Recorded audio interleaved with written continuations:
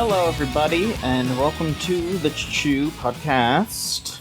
It's me, John. I'm here. I'm ready to talk about gaming and all the news that has gone down around the world.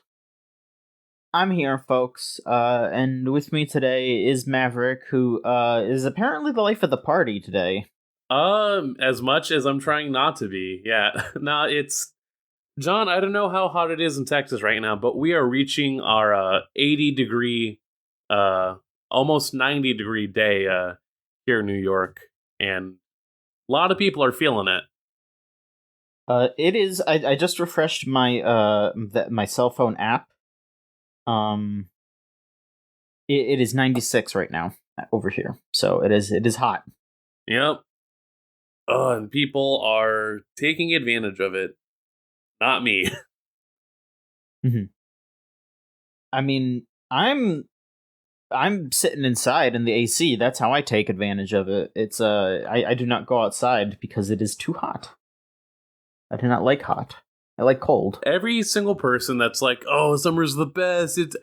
You're lying. You're lying to yourself. You're lying to God. You're lying to the Father, the Son, and the Holy Spirit. Because here's the thing. Does me hating the sopping wet heat of the summer mean that I enjoy winter more? Not necessarily, but as my evergreen argument stands to pass, it is easier to bundle up and layer up than it is to cool down. You can only get so naked. You can only get so naked. Like, depending on if it's in public, which is not fully, and even in the privacy of your own home, you can only get fully naked, and then if you're not cooled down by then, you're just fucked. It's a lower ceiling. It sucks. It truly is. Mm-hmm. But yes, the heat is terrible, and I have mostly lived in warm places my entire life, so that's my goddamn problem. I feel like if I went up to New York right now and it was 80-something, I'd be like, that's nice.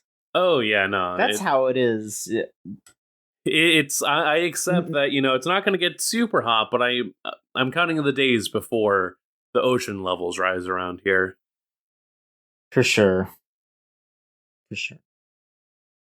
So, to celebrate being inside, instead of going out in the hot sun, we can talk about video games. Maverick, I can see on here that you've been playing something that I, too, have also been playing a lot. What's been going on with you? Have you been playing Xenoblade as well? Dog, I've been hearing a lot about that Mechonis and the Bionis.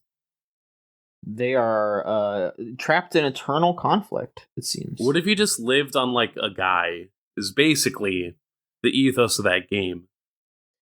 God, yeah, what if you were just on a dude, and also the dude was a little pissed off at another dude, and they were having a fight, and then some of the dudes from the other dude came over and wanted to fight you?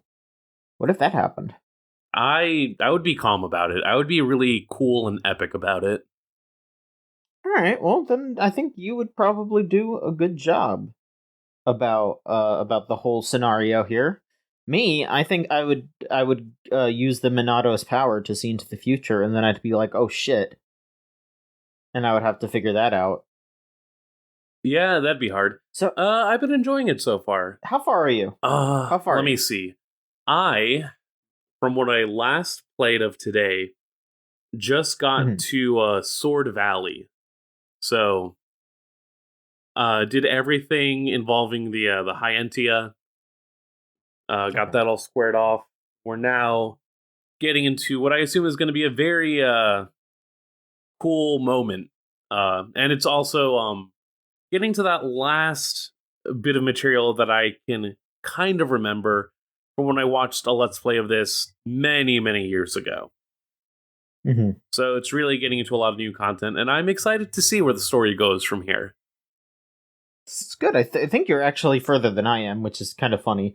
I mean, this is like continuing from a save I had from, God, I want to say last year, and around that time I was at like 4 party members. So not a lot of distance to cover in that end, but It's Right. just sort of been getting right into it, and my main focus has been just clearing out everything in the quest log, because I let quests pile up. Yes, that is what I've been doing as well. Like, basically, every time I enter a new area, I just sit there and try to do every single quest I can. It's there's a lot of stuff you can do, and like, I wouldn't say any of it is really super worth it, like, story wise, because you're not just like going around and like getting lore or anything. It's just like, ah, yes, you collected 5 fruit. Now I can finish my salad. Thank you, Shulk. And then you get some experience, and it's like, all right. I think they started doing a better job of it in Chronicles 2, where there are at least some like written parts about it. But the big problem in 2 is that like they didn't write any actual like dialogue for your characters, so you could see some stuff going on with the characters you were helping. But your characters would just be like, wow, that's another great mission, even though they just like helped bury somebody. You'd be like in the middle of like, oh yes, thank you for setting up this funeral procession, and then Neo would be like, blimey, I'm so glad that we got to do this. I'm so happy I could do a dance. And it's like, you just buried someone. But okay, sure. I would say that they did a really good job in Torna, which is a shorter game, but they actually did write actual dialogue for the different characters for pretty much every quest in that game. So I would hope they learn from that in Chronicles 3 and have maybe less quests, but more actual interaction from the characters with the characters that they are doing quests for.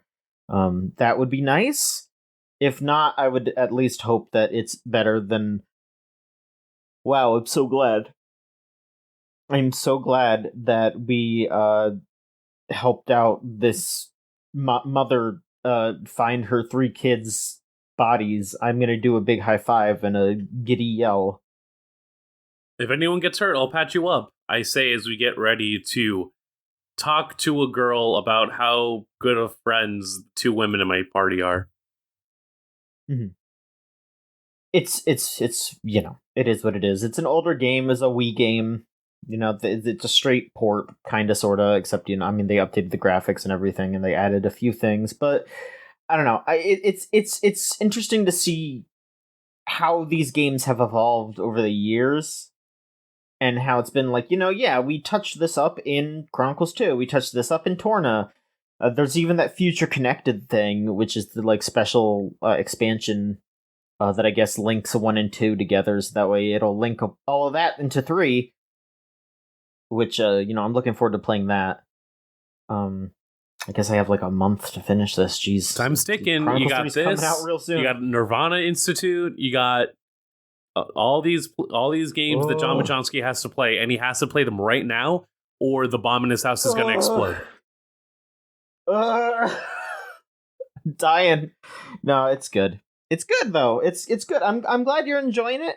Is there anything about it that you that stands out that you've been really appreciating? I mean, in a way, I can get if kids that played this back on the Wii are also the same. Like, if that cluster transitioned into like any amount of the FF14 fan base, I get it, because it really is just a single player MMO, and it, I think, does a good job of just training you to be in that mentality of knowing how to have your like hotbar set up, and just being aware enough while just knowing that, like, okay, if I'm doing, if I'm a mage character here, I got to know that I'm not just shooting out my magic, it's also dealing out buffs. So I got to let those buffs have an effect for a bit, and then I can just stack from there. Each character at least is different enough where you can definitely go through the whole game as Shulk, no problem. But I think over time, having that interest in seeing what every character's strengths are, it's good to just actually get sort of a chance to, eat, despite not having any actual attack button, since you're always on auto attack.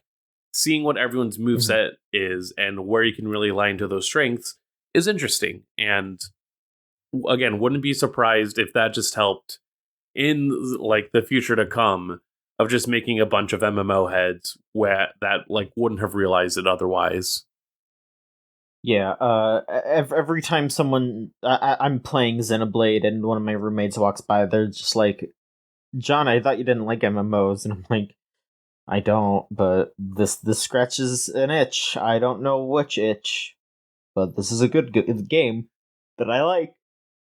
It's not an MMO, but it's basically one. Who knows? More or less.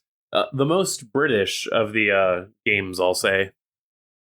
I still think it's very funny that the reason why it is so British is just because they wanted to cheap out on the translation and the voice work, so they were like, let's just have Nintendo of Europe do it. I mean, fair enough. I am aware that the main character in 2 does not have the cleanest or the most vibrant dubbing, unfortunately.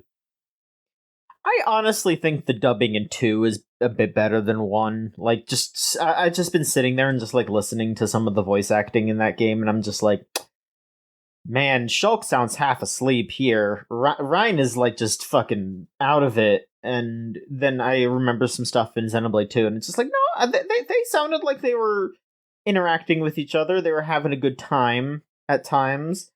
I think 3 will be they seem to be putting a lot of oomph into Xenoblade 3. I want to see what goes on with that one.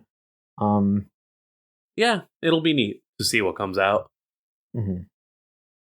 So, have you been playing anything else, or is that what you've been focused on? Because if that is true, how it is, I don't blame you, because that is what's going on. Nah, I mean, God, last week I had gotten through and had finished Citizen Sleeper, but not really, not much else I can add to what Solon had mentioned of it. I think overall, the mechanics of Citizen Sleeper, from where you start, become very comforting in a way where you start that game broke as shit, you're ready to die. A lot of things, they just really make it apparent that things will go wrong and you can fuck up. But over time, as you roll more successes, and even in the way that the dice and clock system works in Citizen Sleeper, where set amount of dice for a given day, you use those to do actions. Some big events are set by clocks, either counting down before this thing happens, counting up to when something happens, good or bad. Even in those moments, like rolling a 1 doesn't necessarily mean, oh, I'm screwed for the day. It can at least be, oh, let me use this 1 somewhere else, be it in the secondary, pseudo consciousness of the ship, where I can unlock stuff, or still try my hand at an event where even if I know it's going to be a failure, it's not the worst case scenario. I'll just lose energy for the day versus I lose a bunch of money. In a way, it definitely mirrors the way that life can be, where it's okay, do I give up? Do I give up the chance to make money for today, or do I give up the chance to have a decent meal for today?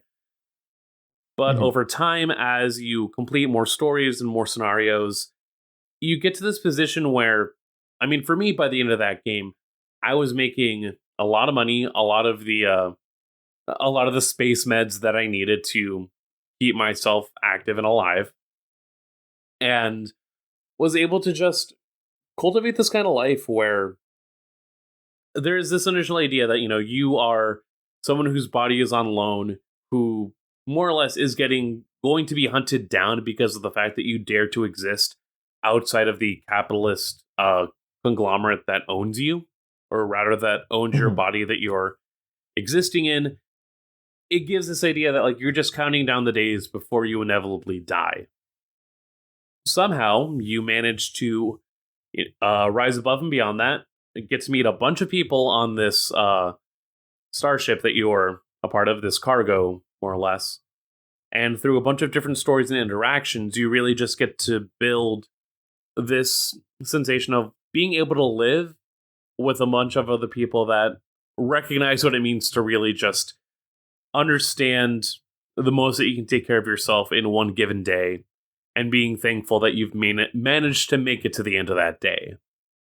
And unfortunately, I would say the game doesn't really take into account the mixing of those scenarios. Like, I got into a story where, you know, there are some scenarios that tackle a lot on this idea of existence, what it means to be yourself as you are in this consciousness, and what it would mean to, say, give that up if you were given the chance. Would you want to ascend into this space that is beyond, or would you still want to keep yourself grounded to what's here, not just because it's what you know, but because it is what feels more comfortable? You get to those kinds of conversations and scenarios, but then that's once that route is done, you can still explore the cruiser, and then you get scenarios where it's like, oh, you know, do you want to keep living here on the eye, or do you want to go and explore some other area? And ultimately, that decision comes up a lot, but at no point does it really feel stacked with what you're working with in another scenario. Like, the reasons that you choose to stay on this planet, or the reasons that you choose to stay on this starhold, because, you know, you built such a strong bond with this coworker that you had, who, even though he messed up a lot, still managed to look onto the brighter side of things, and you know that you want to help them out with whatever business that they're going to inherit as a result of this big change. That's divorced from, oh, you know, I want to help out this family, and I really do want to make these strong connections, but I am also once again put into this scenario of, do I stay or do I go? Do I do everything that I can to build a life here, or do I give it all up to be promised something better? And, you know, that's not a fault of the game itself. It's more just like, when given all of these really poignant pieces of storytelling, it does feel a little bit awkward to have that push and pull, that start and stop. And even just like not even paying attention to some storylines until much later, you know, what was supposed to be a very grueling or like taxing story between people that, you know, could be seen as a gang, are often like, will call themselves protection of their community. The way that you know, gangs more or less do exist as a means to help and support their communities outside of police quote unquote support, that gets mixed in with this conversation about a person who was supposed to help you specifically with what you needed. And I could see the layers of something that was going to be very compelling and complicated.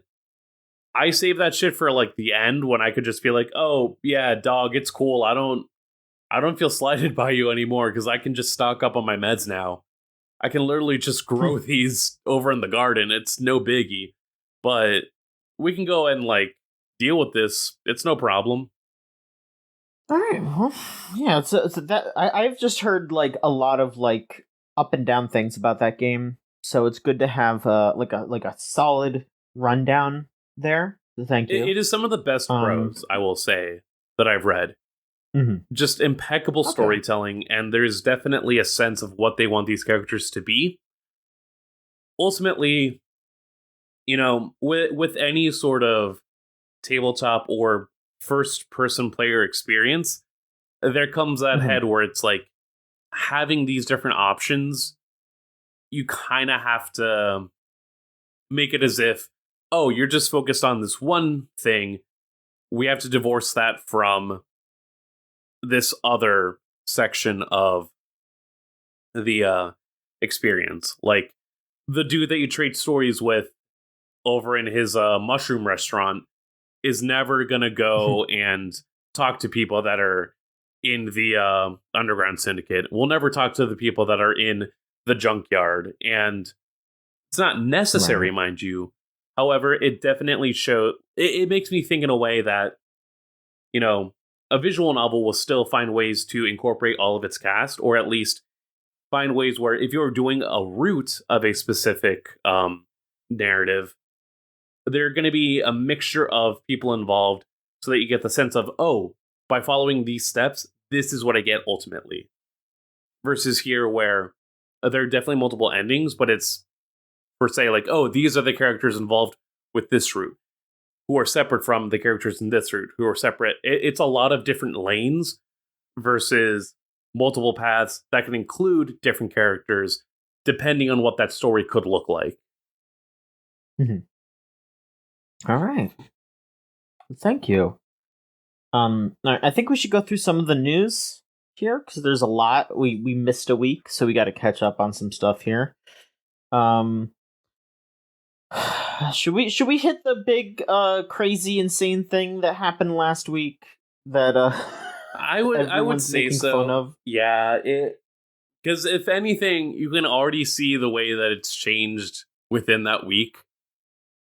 Oh boy. All right. So last week the king part of Activision Blizzard announced an inner tool, an in-house tool that they apparently use called the Diversity Space Tool, which they use to, I guess, punch in the information of a game character and try to figure out their diversity quotient. And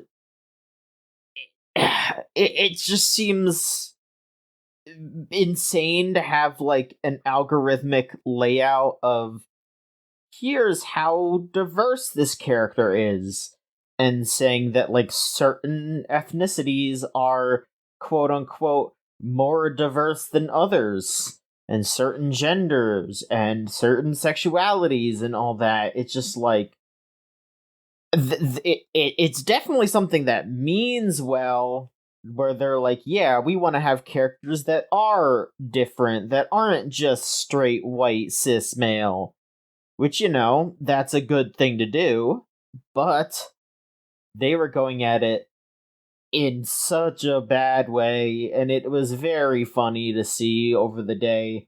So to also paint the picture here, because yes, within a week there's been a lot of doubling back, reiteration of things, and making it seem less of a thing than it actually was or could be. So last week, this diversity tool came out, and in the post that was posted on Activision Blizzard's website, talked about further down the use of this diversity tool with the use of Overwatch as an example. Now, this was a use of a game that had already come out after the inception of this tool. So they were literally using characters and creating the idea of, oh, you know, let's say we take Ana from Overwatch, the old sniper who's Pharah's mom. And if we see her spread out on the chart, we can see that she ranks on this number in terms of gender. We have her posted on this level of spacing for her disability. We like just literally plotting out points on a 5-point grid. If just picture the fucking stat grid on JoJo's or Persona or Like a Dragon and just seeing that plotted out, but instead of those skills, it's race, gender, ethnicity, ability, socioeconomic status, and everyone had a field day with this. I mean, I saw this, I immediately thought of the drill tweet that was about turning the dial that says racism and trying to gauge the audience response. Then immediately thought about the old... It's absolutely that. It was the old Tumblr post where you had to like allocate points to how much privilege you had, if you remember that one. Which is its own fucking ordeal. But it's a huge can of worms, and it's absolutely they also absolutely released this to try to seem good when there was more union busting happening that same day. But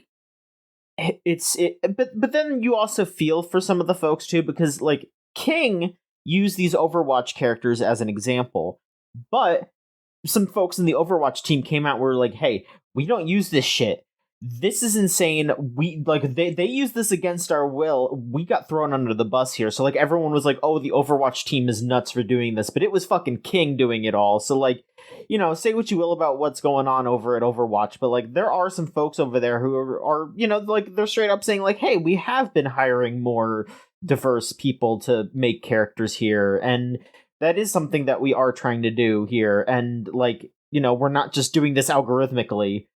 So, you know, hopefully they figure out that this sucks ass and don't do it.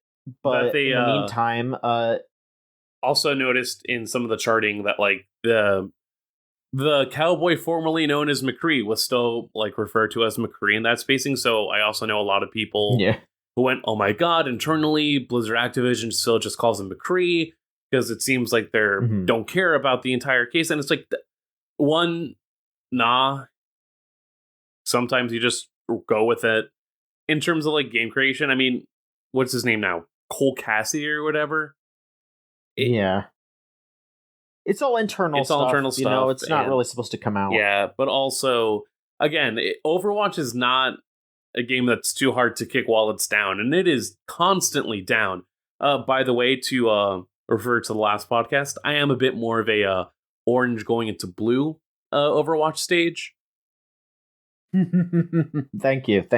But no, you know, ultimately, it sucks to see developers having to actively fight against their parent company and the people that are higher up than them when it comes to having to just even have any sense of goodwill for what they're trying to do. And again, is part of the reason why any of this unionization talk is happening in the first place. Because as much as we can harp on corporations and companies, and we'll continue to do so because fuck them, at the very least, they should be places where people are able to work and work comfortably while we're still trying to negotiate the bare minimum of what work looks like. It's very frustrating.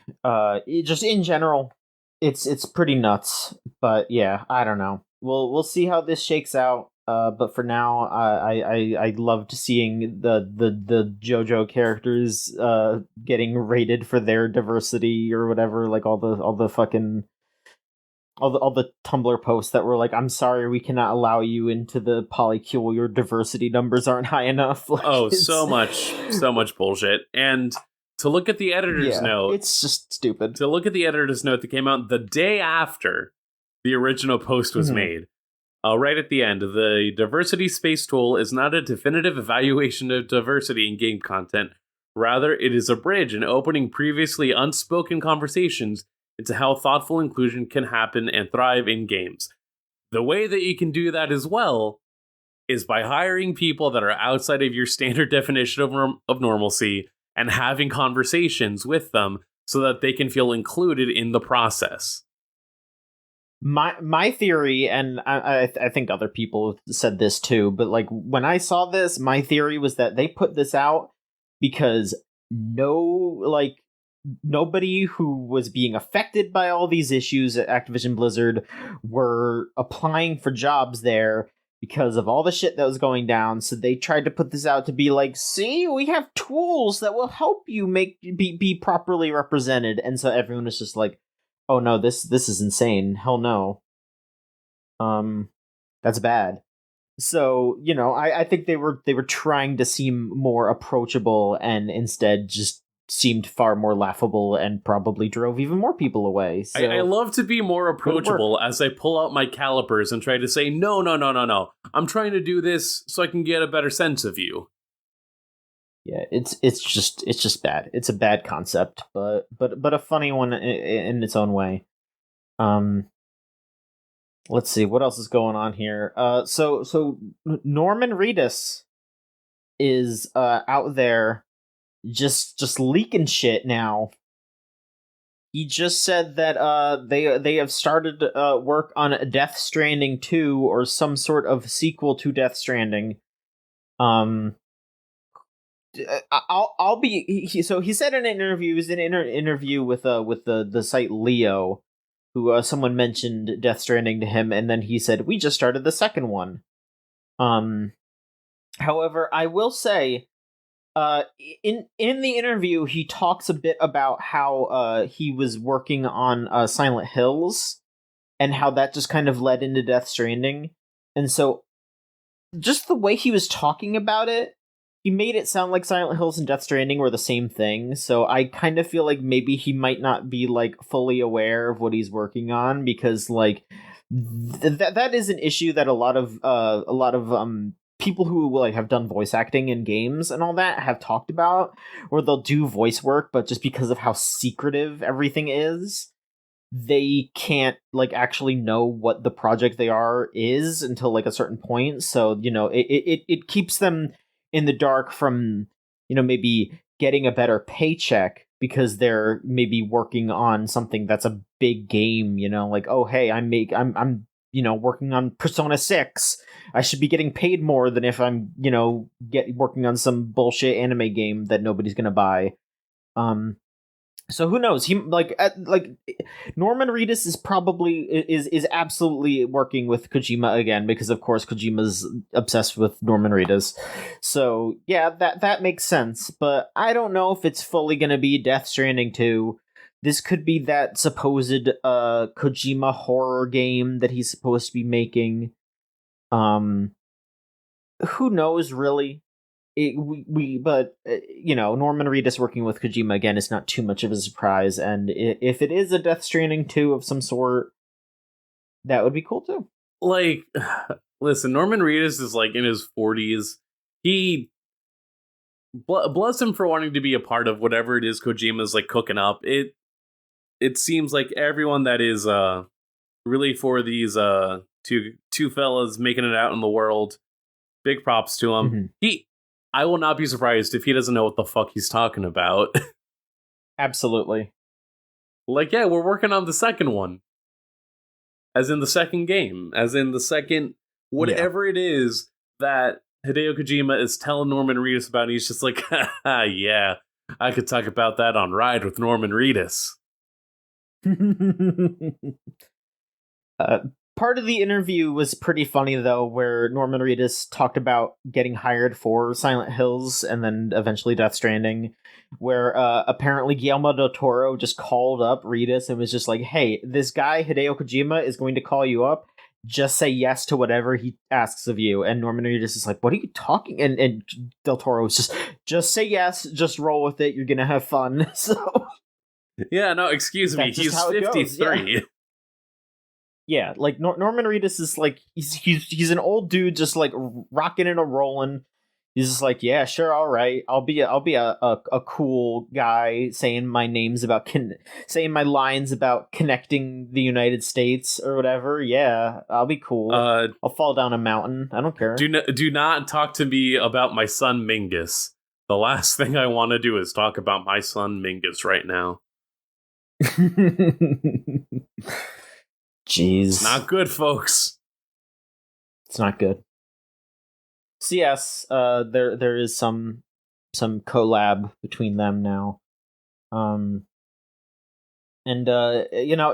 Speaking of Silent Hill here, there was a lot of Silent Hill leaks that have been going on recently.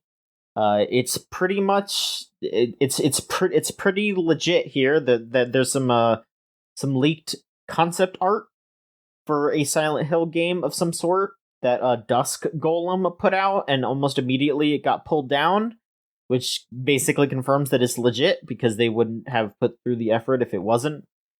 We got some pretty bad, some pretty stupid looking stuff in this concept art. So that is leading up to the rumor that Bloober Team is remaking Silent Hill 2. Oh man, this sucks, man. It sucks ass. It's bad. Bloober Team fucking sucks. They're horrible. And I mean, honestly, this concept art doesn't look like Silent Hill 2 stuff. It looks like something else, which the leaks are saying that there are actually 3 Silent Hill things in development. There's the Bloober Team remake, there is some sort of episodic release that is going to come out, and there is an actual Silent Hill 5 that Konami is working on. I don't know what I don't know what this concept art is for. I'm gonna guess that it's actually probably for 5 or for the episodic game. I don't know. All of this sounds bad. That concept art was just a bunch of it was none of it was subtle at all. It was just like a woman with like post-it notes on her face that said like ugly bitch, fuck you, like that, like all that shit, and it's like, all right, yeah, let's sure, all right. Yeah, I mean, I don't know if I would call Silent Hill a subtle game franchise, but you can at least tell that every installment, to a point, wanted to focus more on the world that it was building and a much more isolated horror as a result. And I don't know, like you see that Germa clip enough times of just the fucking, what is it? Layers of Fear? Layers of Fear. The baby running into the wall, and it's just like, man, I can't trust a team like that to make a horror game. Cannot. Absolutely not. No, you see, the people that are mentally ill in this town are the problem. It's gonna suck ass. Not good, folks. Let's see. One last smaller bit of news here. Let's see here. Yeah. So the if you are at all aware of retro games and how expensive they've gotten, a good portion of that has been attributed to Wata Games, who have been accused of like some insider trading type deals where they've been basically selling games to themselves to drive up the prices, then they could sell that and reap in the profits. Well, Wata is being sued by the federal court. They are being charged with RICO violations, unfair competition, false advertising, intentional misrepresentation, illegal non-disclosure, and violations of the Consumers Legal Remedies Act. So they are getting run through the ringer here. They're getting fucked, dude. In my opinion, as they should, because yeah, I would like for games to be easy to buy again. I obviously I don't think everything's going to drop in price, but these are the same people that were behind like driving up the prices of coins back in like the late 80s, early 90s, and all that other stuff where it's just like, hey, here's all this collectible stuff that's not really worth anything, but now it is because we said so, and just making it difficult for people who just wanted to collect coins to collect coins. And I don't think that things will ever be as easy to get as it was back in the day. Like you're not gonna be able to go get PS2 RPGs for $15 anymore because people are nuts. But whatever the fuck happens, I at the very least hope that Wata gets some comeuppance for the frustration that they have put us all through. What a shit show. I got that one. What a shit show. I got it again. So, I've been playing Multiverses that had its closed alpha. I'm putting big old air quotes around that because that shit ain't an alpha. That's got to be like at the least a beta. Yeah. It's good though. It's legit. It's pretty goddamn good. I'm gonna be honest with you. So that if you don't know what this is, it is the Warner Brothers Smash Bros game. To boil it down to the necessities there. Pretty simple stuff. You have your regular attacks and your specials. There's no shielding, there's no grabbing. They have put a lot more emphasis on dodging and stage recovery, which actually makes it a lot easier to chase your opponent off the stage, because it's pretty easy to, like I think every character can just grab onto the side of the stage and you can use that to reset your jumps. So it becomes a lot more hectic, but in a fun way, where it's just like, yeah, here we're fighting over trying to see who's getting spiked. And that's super fun. And the characters are all pretty well rounded and fun. I would say maybe the biggest gripe is that some of the characters are a bit gimmick heavy. Like, just look at Arya Stark, for example, and her whole, like, her move list is maybe just 5 times longer than everyone else, not because she has more moves, but because they have to explain everything that she does. And it's just like, all right, yeah, she could do she could do backstabs, and that gives her this buff, and then this move gives her this buff, and then this debuff, and then this spreads to your opponent, and this spreads to your ally, and it's like, oh boy, jeez. Yeah, I mean, even just looking at the game from the little bit I've seen, like, played of it, it's incredible how so much of it relies on fucking ledge game, where the amount of time you are away from the stage versus on the stage is commendable, to say the least, because holy shit. Yeah. Because honestly, that is a lot of how competitive Smash Brothers is trying to, like, control things off the stage, manipulating how in control you are of your recovery and of your opponent's recovery. And they made it far simpler in Multiverses. They made it just something that feels natural if you're not playing super competitively, which is impressive, because the entire time I'm playing this, I'm thinking about Nick All-Stars, and it's it's a little unfair perhaps, especially because it really seems like Nick All-Stars did not get the budget that Multiverses got. But if you're not playing at a competitive level in Nick All-Stars, it feels so stiff. Like, you have to wave dash in Nick All-Stars or it feels like shit. But in this game, it's just like, yeah, you can move pretty quick. You can, dash dance. You can do some more advanced stuff. But otherwise, it still feels good. It still feels good to just move and attack in this game. And I would just say that, like, it's a simpler, easier to get into sort of platform fighter that I could recommend to pretty much anybody, I would say. The characters are pretty well done as well. Lots of good voice acting. They brought on, like, pretty much the original voice actors for a lot of the characters. Like, they got, like, John DiMaggio for Jake the Dog, and, like, Kevin Conroy for Batman, and Tara Strong for Harley Quinn, and, all those sorts of characters. Matthew Lillard for Shaggy. And they all have, like, a crap ton of voice work, and it's really cool just seeing, hearing voice work in a game like this. I know I keep ragging on Nick All-Stars, but actually having that in the game it's fun. And then hearing these characters interact with each other too. Like, I tag teamed with the Shaggy player as Batman, and just hearing Batman be like, yes, it's good to be teaming up with Mystery Inc. again, like remembering how they teamed up on the Scooby-Doo movies. It's dumb little references like that, but it's cute, just like hearing Batman reacting to fighting the Tasmanian Devil.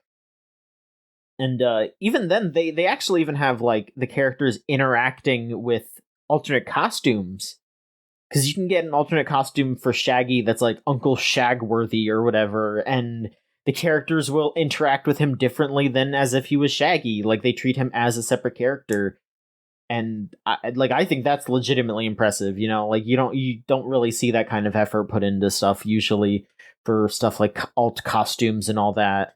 Like, he even has different voice lines and everything. Like, they completely redid his voice lines just for that alt costume. So that's very cool. It can definitely show, or, once they actually start having to put out seasons and whatnot, because this is going to be a free-to-play game, you better believe it's got that battle pass. That shit is looking like the battle pass. But with that said, the easiest comparison is Nick All-Stars, if only because that is just the main connection to it. But also, I don't know, man, like when you have a game or any sort of, yeah, when you have to just pivot on the reliance of multiple like properties being combined into one crossover, you do need to sort of have that edge of just, what would it be like to have all of these characters in the same place, and like what would they do, how would they interact? That's stuff that is just very inherent to the way that people will just sort of like connect with media at a young age. And with a lot of these properties, and again, looking at Nickelodeon, it sucks that between their last kart racer and their current brawler, you lose a lot of that personality, especially when a lot of the appeal is the idea that the inherent nostalgia factor of like Nicktoons is that loud personality, that vibrancy to it that, they fucking had in their Nicktoons Unite shit back in the mid 2000s. Those were definitely like an example of how to do that, where even here, it's definitely a concoction of characters, because if I'm trying to think about the Warner Brothers multiverse, love to say that, the Warner Brothers multiverse, it's definitely a toss-up of who you could choose to be in that kind of a game. I am personally holding out on Algae Rhythm to come back. The classic space... Should be the final boss! The classic Space Jam, a new legacy character, Algae Rhythm. Of course. Well, there have been some leaks, I will say. And LeBron James did show up on that leak, so LeBron may be in this game, which is very funny to me. Ooh, man. We're at least getting one stiff performance out of the way. No offense to LeBron, it's just, man, it is hard for any athlete to cross over to being a personality. Absolutely. Like, the best things they do on camera is just be the freaks that they are when you make millions upon millions of dollars for being able to do what you can with your body before it inevitably fails you. I don't know how much how much voice acting they could get out of LeBron if they keep like adding characters. Are they gonna like have him come back in to be like, oh yeah, no, here we go, you're gonna do some voice lines for Ben 10, and he's just gonna be like, no, I'm a basketball player, leave me alone. Hey there, Ben 10, it's me, LeBron. And that's the extent of... Whoa, with those 4 arms, you could dribble 4 basketballs. Yeah, I don't know. It's gonna be rough, but no, it's just gonna be a further encapsulation of like, whoa, what could they add to this game if they're not looking at, or like anything beyond their Game of Thrones and Adventure Time and Scooby-Doo can be in the same place. What else can you put? I personally would like Craig from Craig of the Creek to be in there. I think that would be fun. That'd be cool. Sure. I don't really have too much of a like, oh man, I want this character sort of deal going on. Like, I'm kind of just in for the ride. I want to just see all the goofy characters that they pull, and just to see how they work. I don't know. I'm just ready to see what's up, because like I'm just playing as Batman right now. Like, Batman's just really fun for me. He's got cool gadgets. He can get around the stage pretty well. I just enjoy playing as Batman. And it's funny to just say that about a Smash Bros thing. Like, yeah, I play as Batman. I like his movement. I'm trying to think about what would be a reasonable character to incorporate.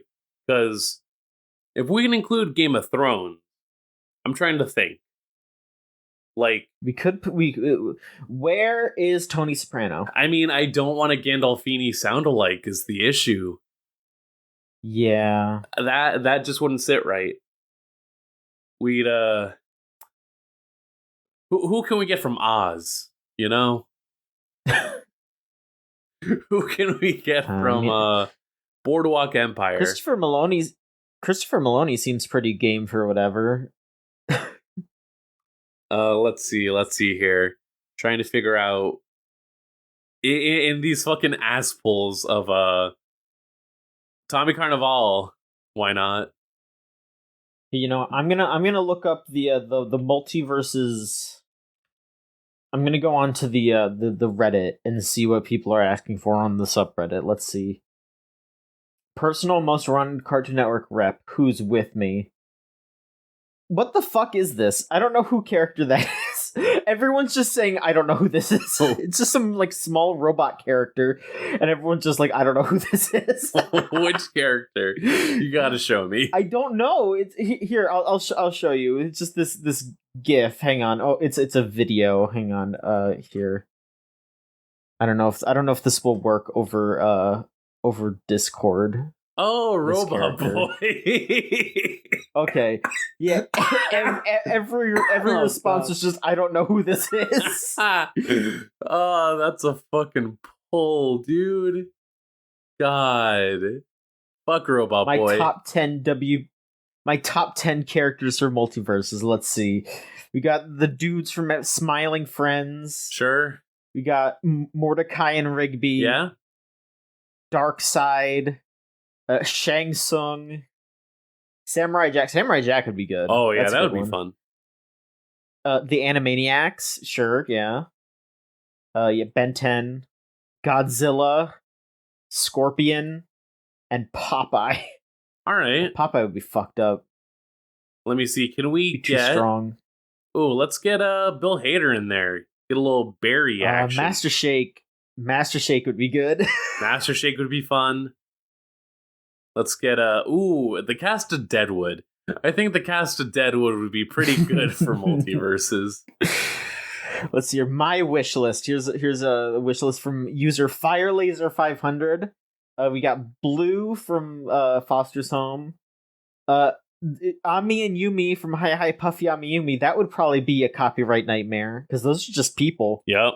The Animaniacs again. Here they just said entering whoever I want now and just Ratchet and Clank. Like, all right, fuck it. Sure, why not? Oh my god. They can include Austin Powers. They can include Austin Powers. And Blade. Oh man. I don't fucking know. That's oh my god. Oh boy. Let's see, what else? Mucha Lucha is included in some of these properties. Oh, Mucha Lucha would be good. I could genuinely see a case for Freakazoid or the Animaniacs. Yeah. I'm getting kind of hyped about this now. We love to consume product. We love to consume product. Get the kid from Scribblenauts in there. Like I'm sitting here with like two sides of my brain, like, oh man, this is like just washing all the like originality out of a bunch of media into just IP consumerism, but then the other half is just like, bro, I want to play as Freakazoid in Smash Bros. You are not immune to the idea of what if I was my favorite guy in a game. We're not immune. Oh my god. Let's see here. The rest of the news here. Got the rest of the news here. So fucking NFTs. The NFT update here. It's bad out there for them, which is good out there for us. Nobody gives a shit anymore. It's all crashing and burning. All the cryptocurrencies are losing all their value, and in the process, right when things look their worst, who steps in to join the NFT marketplace but GameStop and Keiji Inafune, two icons who are always involved with things when they're going well. Love to include them. Absolutely. We have no idea what GameStop is doing. They did make a tweet that was that was just GM exclamation point, which is, I guess, the good morning greeting that the NFT people do to each other as like a bonding ritual, I guess, because they're all fucking insane and have no life. And so everyone freaked out about that. And then Keiji Inafune made a Beastroid NFT collection, which is just a bunch of robots that look like Mega Man Mavericks, because he can't come up with anything that isn't just Mega Man, even though he didn't actually create Mega Man. He just like helped with the art, and he's just been coasting on that for his entire life since leaving Capcom because nobody cares. Dog, they look kind of shit too. Like, these suck. They don't look great. Yeah, they're just because, hey, guess what? He didn't make any of those other like Mavericks and all that back in the day. One of these is just Flame Hyanard.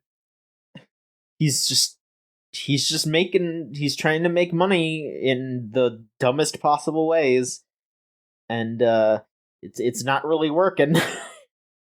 Oh, we got a sexy cat lady in there. Wow, this website loves to make my mouse a different concept. You can become the legend. In 20XX, Ooh. Humans are in danger of extinction.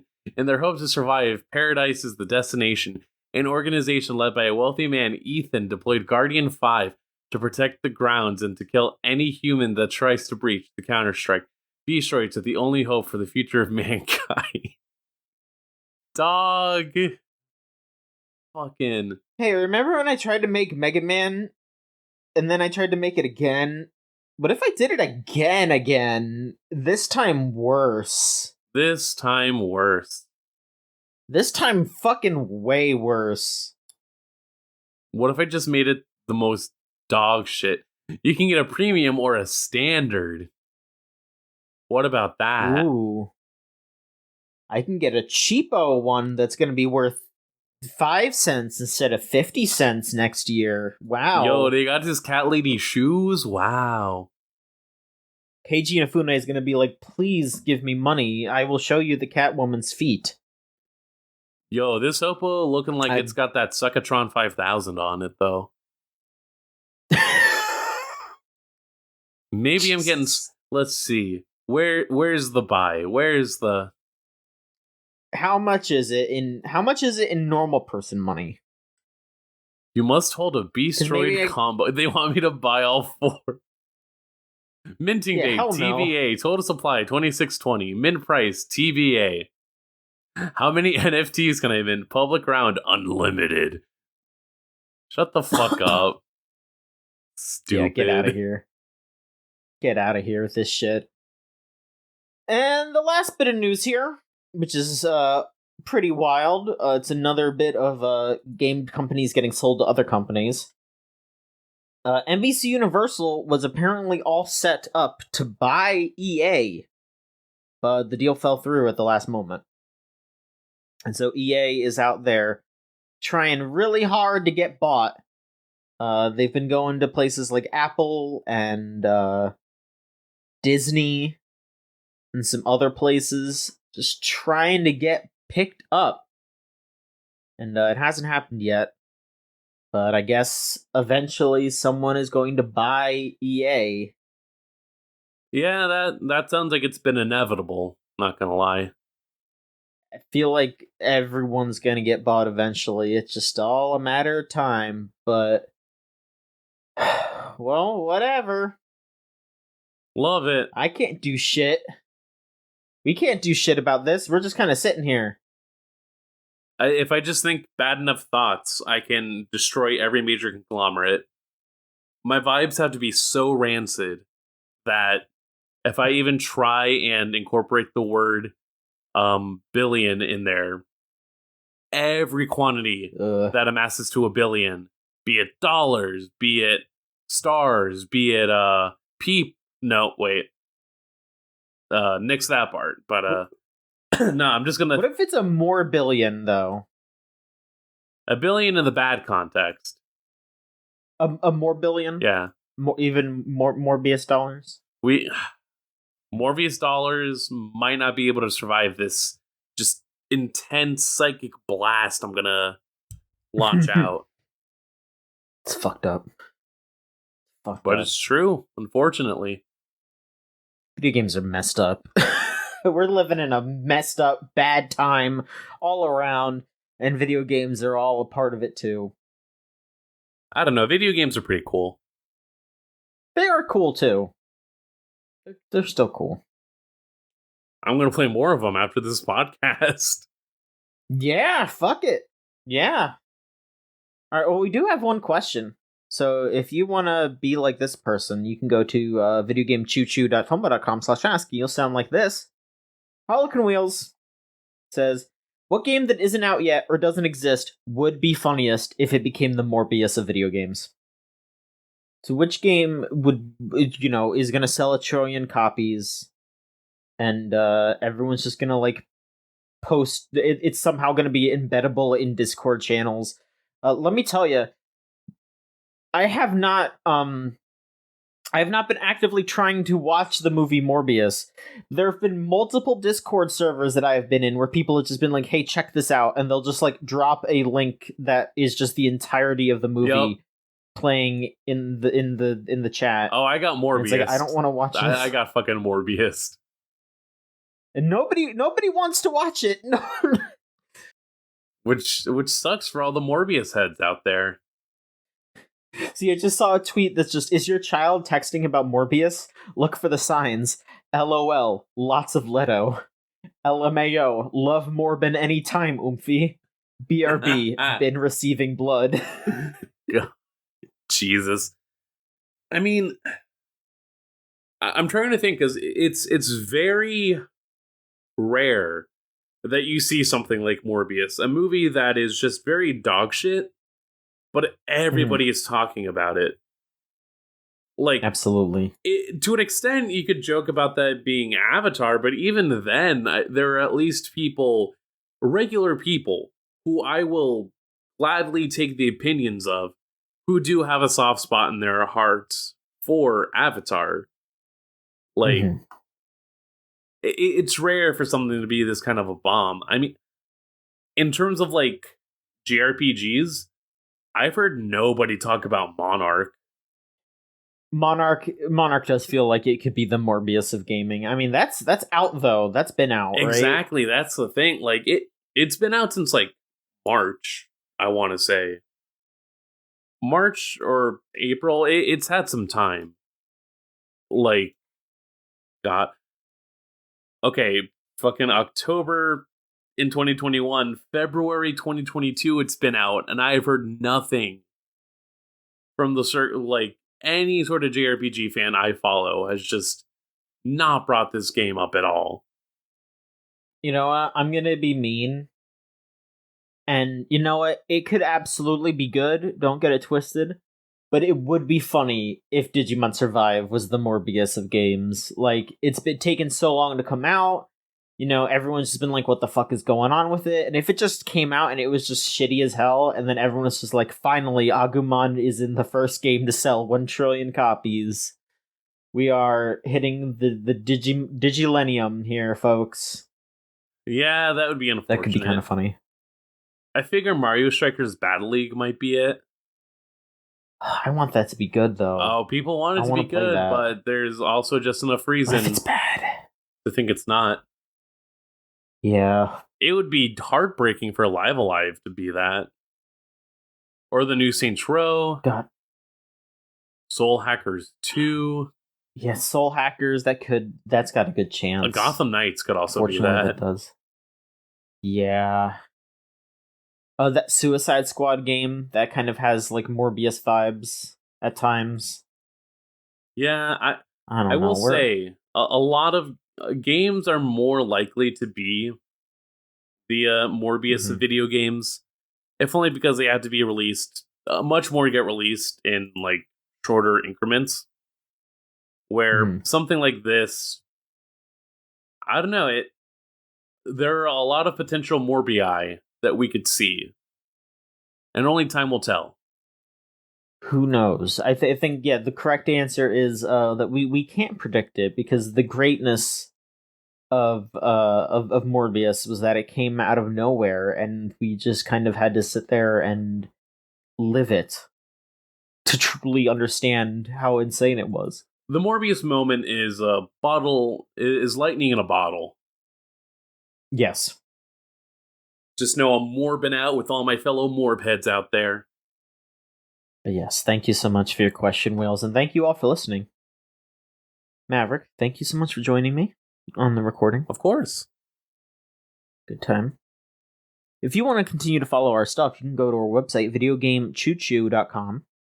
Go to our Twitter, at VGChoochoo. That's VGCHOOCHOO. For Tumblr, videogamechoochoo.tumblr.com. Facebook.com/videogamechoochoo. YouTube.com/videogamechoochoo. Actually gonna have a video up pretty soon where, because, hey, guess what? We played some Multiverses. And we're gonna have a video up about it sometime soon.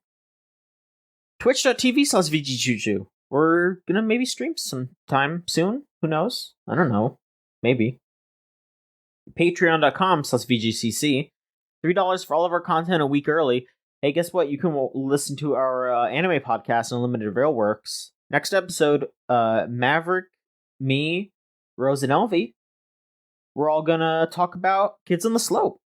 That's coming up soon. I'm looking forward to that.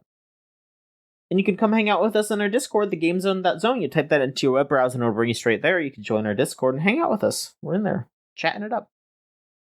Thank you to Meltchannel/Magic Circuit for our theme song Crush off of the album Magic Surreal. If you want to listen to their stuff, it's meltchannel.bandcamp.com or magic-circuit.bandcamp.com. Bandcamp Friday is still going on, so if you want to support them in full, just wait until the first Friday of every month, or you could just do it whenever, and you could still support them. But they will get a little less. And Maverick, where can people find you? People can go ahead and follow me on Twitter at MavSplandiamania. That's at MavSplaniamania, where I just post shit. Yeah. And I am on Twitter as well at JOHN_MICHONSKI.